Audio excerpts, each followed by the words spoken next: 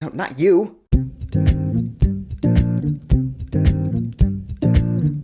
Mickey 17. So Mickey 17 is the newest film from director Bong Joon-ho, the director of Parasite, which I still haven't seen yet. Don't hurt me. It's based off the novel Mickey 7 by Edward Ashton, and the story takes place sometime in the distant future. How do I explain this premise? There's a lot going on here. There's a space exploration going on headed up by a politician who's leading a big colonization of this ice planet, and our main character is Mickey Barnes, played by Robert Pattinson. He has signed up to be an expendable, which is someone who goes out there and tests things, and he can die over and over because his memories are uploaded into a hard drive. So every time Mickey dies, they just reprint a new body for him and upload the memories, and there you go. He's reborn again. So he's off doing a mission where he expects to die business as usual, but this time he lives through the situation, so he comes back to find that another him has been reprinted already. So now they are multiples, and the situation escalates from there because multiples are illegal, and now we have our movie. A movie which, yeah, like, this is a very loaded story. It's got a lot of layers, like it's an ogre or something. It's more than just a sci-fi comedy, because it is a comedy. It's really funny. But more than anything else, I would say this is like a social commentary slash satire. I'll dive into that in a second, but first, our characters. Rob Pattinson as Mickey Barnes. We all know he's a great actor at this point. He's really charming in this role. He's got this kind of like schlub kind of attitude. He sulks, and he has voiceover. He narrates the movie. The way he talks, his American accent, it's nothing we haven't heard before, but it still takes some getting used to for this movie in particular, because he's really matter-of-fact about his life. There really was an unknown virus in the air.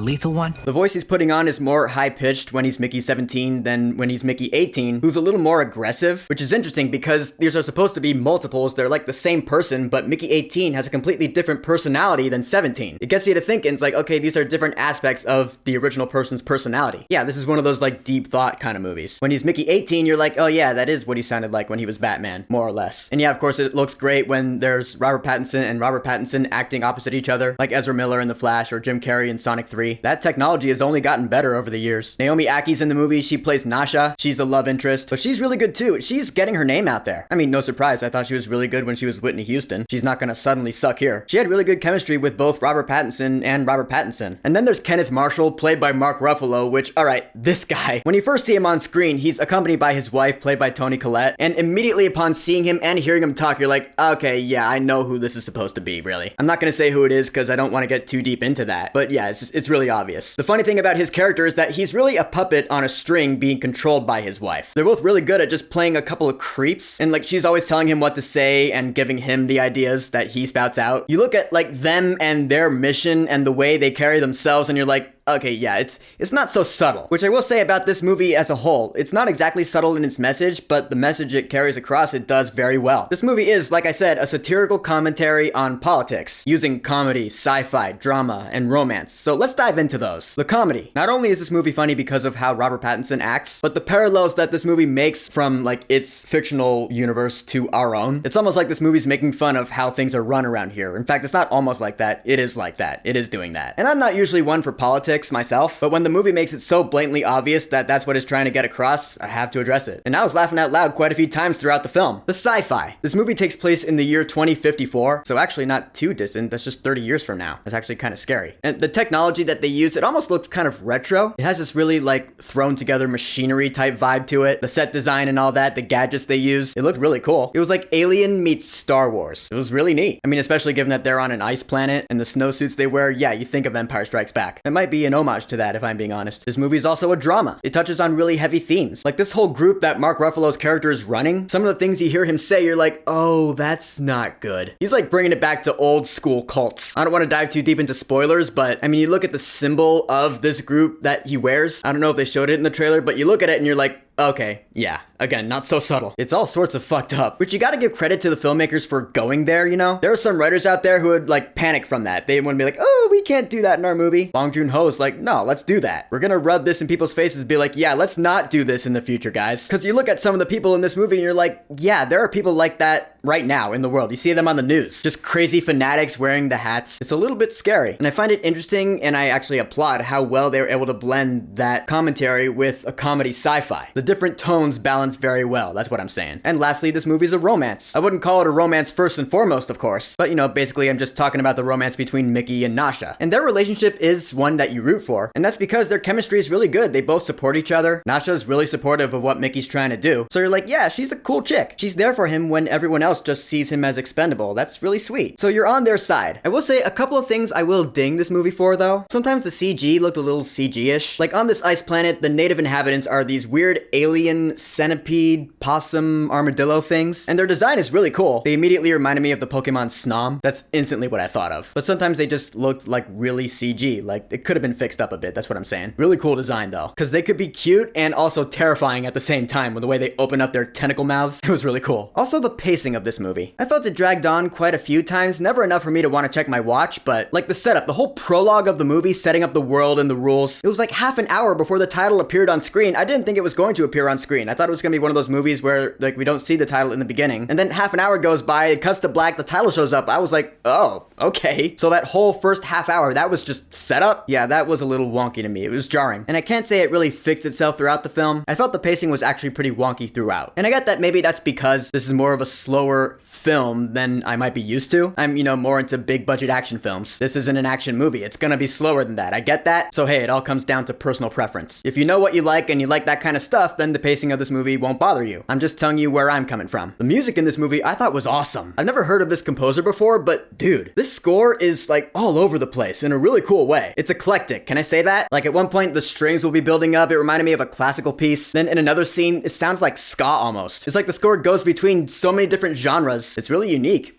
I fuck with it. I'd listen to it again. Except for one point where Mark Ruffalo sings, I could go for never hearing that again. Please. So in the end, Mickey 17, I'll say it's a really unique movie. It's a lot deeper than I initially anticipated it being. I mean, that being said, I don't really know what I was expecting going into it, but all the acting is great, the script is awesome. This is the kind of movie that really makes you think. You talk about it afterwards. In fact, Babe and I talked about it a lot afterwards. And that's never a bad thing. This movie's not boring at all. It's thoroughly engaging. You love the subject matter. You love the characters. You emotionally attach yourself to them. You root for them. That's really important. It's intriguing, it's hilarious. In fact, I might even be down to see it again. Maybe not right away, but at some point in the future, I'd give it another watch. For Mickey 17, I will say, go see this movie while it's in theaters. If for nothing else, to see Robert Pattinson's caked ass, cause man, hey, game respects game. So, Mickey 17, have you seen it yet? What are your thoughts on it? And what's your favorite movie directed by Bong Joon-ho? Whatever you think, go ahead and leave a comment.